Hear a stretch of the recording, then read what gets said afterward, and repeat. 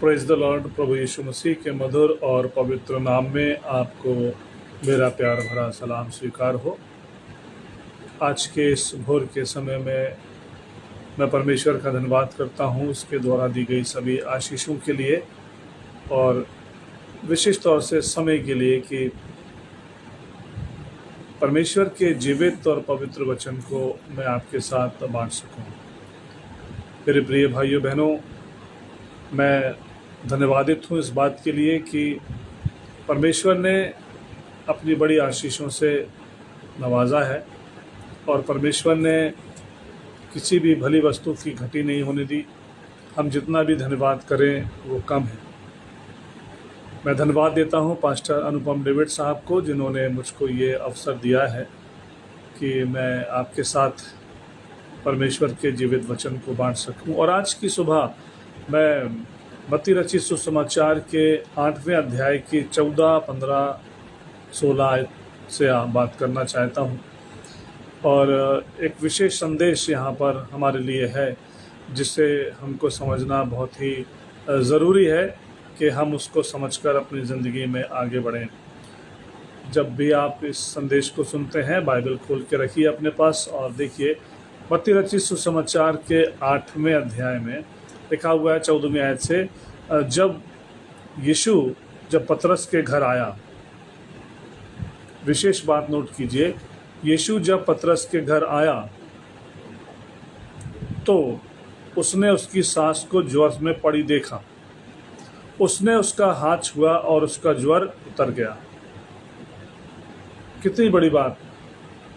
जब यीशु मसीह पतरस के घर आए तो पतरस के घर में एक आश्चर्य कर्म हुआ। पतरस की सास जो बुखार से पीड़ित थी, पतरस की सास जो ज्वर से कांप रही थी, प्रभु यीशु मसीह ने उसका हाथ छुआ और वो चंगी हो गई। और आगे क्या लिखा हुआ है कि उठकर उसकी सेवा टहल करने लगी। उठकर उसकी सेवा टहल करने लगी। जब संध्या हुई, 16वीं आयत, जब संध्या हुई तब वे उसके पास बहुत से लोगों को लाए जिनमें दुष्ट आत्माएं थी और उसने उन आत्माओं को अपने वचन से निकाल दिया और सब बीमारों को चंगा किया।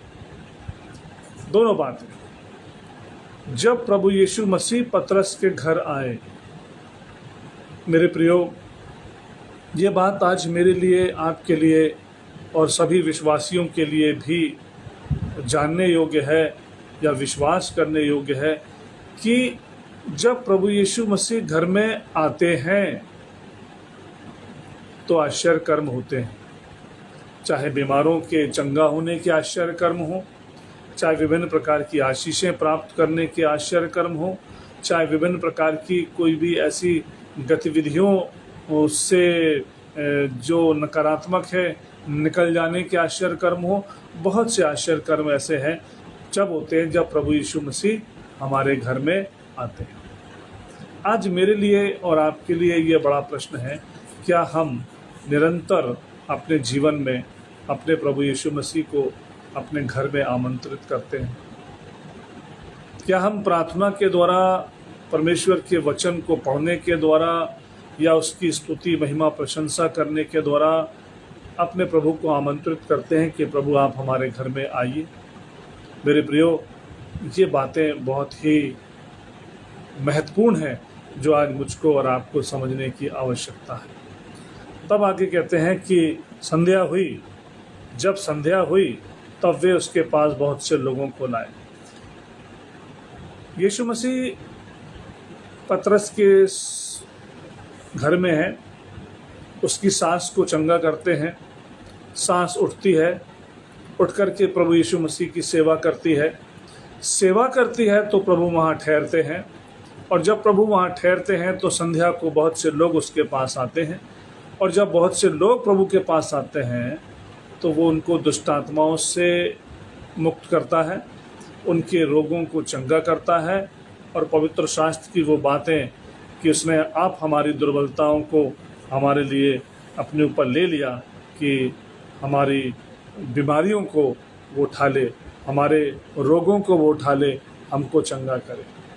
पतरस के घर प्रभु यीशु मसीह का आना, पतरस की सांस का स्वस्थ होना, स्वस्थ होकर प्रभु की सेवा करना, सेवा करने के बाद प्रभु का वहाँ पर ठहरना, ठहरने के बाद लोगों का उसके पास आना और रोगों से और दुष्ट आत्माओं से छुटकारा प्राप्त करना। कितना सुंदर क्रम है जो आज मेरे लिए और आपके लिए प्रेरणादायक है, हमारे लिए और समस्त विश्वासियों के लिए ये अभिप्रेरणा का स्रोत है कि हम अपने प्रभु यीशु मसीह को अपने घर में आमंत्रित करें, उसकी सेवा करें। मेरे प्रियो, आज बहुत से लोग इस बात से अनभिज्ञ हैं कि प्रभु की सेवा कैसे की जाती है। प्रभु की सेवा करने को कुछ अलग प्रकार से लेकर के सोचते हैं। क्या है प्रभु की सेवा करना? क्यों ठहरते हैं प्रभु यीशु मसीह किसी के घर में, जिस तरीके से पतरस के घर में ठहर गए? प्रभु की सेवा करने का मतलब ये है कि प्रतिदिन हम प्रार्थना में उसके चरणों पर बैठें, प्रतिदिन उसके पवित्र वचन को पढ़ने के लिए उसके चरणों पर आएं, प्रतिदिन हम अपने घर में उसकी प्रशंसा स्तुति करें, प्रतिदिन हम आपस में प्रभु यीशु मसीह के वचनों को बांटें और आपस में एक दूसरे से प्रेम करें। ये प्रभु की सेवा। और जब ऐसा माहौल किसी परिवार में, ऐसा माहौल किसी घर में बनता है तो प्रभु निश्चित वहाँ पर ठहरते हैं, और जब प्रभु ठहरते हैं तो उस घर से बहुत से आश्चर्य कर्म होते हैं जो उस घर के लिए बड़ी आशीषों के कारण बनते हैं। मेरे प्रिय भाइयों बहनों, आज मुझको अपने आप से पूछना है और आपको अपने आप से पूछना है कि क्या सचमुच में हम अपने प्रभु यीशु मसीह को अपने घर में आमंत्रित करते हैं? क्या सचमुच में हम अपने प्रभु की सेवा करते हैं? क्या सचमुच में प्रभु की सेवा करने के कारण प्रभु हमारे घर में ठहरे हुए हैं? और यदि प्रभु हमारे घर में ठहरे हुए हैं तो निश्चित रीति से आशीषों की बारिश होगी, निश्चित रीति से बहुत से लोगों के लिए आपका घर आशीषमय घर बन जाएगा, और बहुत से लोग आपके घर से वो चंगाई, वो शांति, वो आनंद, वो प्रेम, वो दया प्राप्त करेंगे जो सिर्फ और सिर्फ प्रभु यीशु मसीह ही दे सकता है।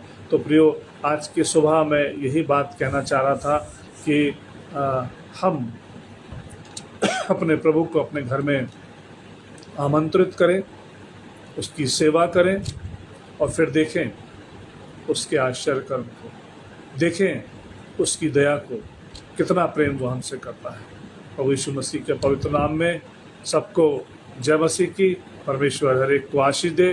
प्रभु यीशु मसीह के पवित्र नाम की स्तुति हो, महिमा हो, प्रशंसा हो। धन्यवाद।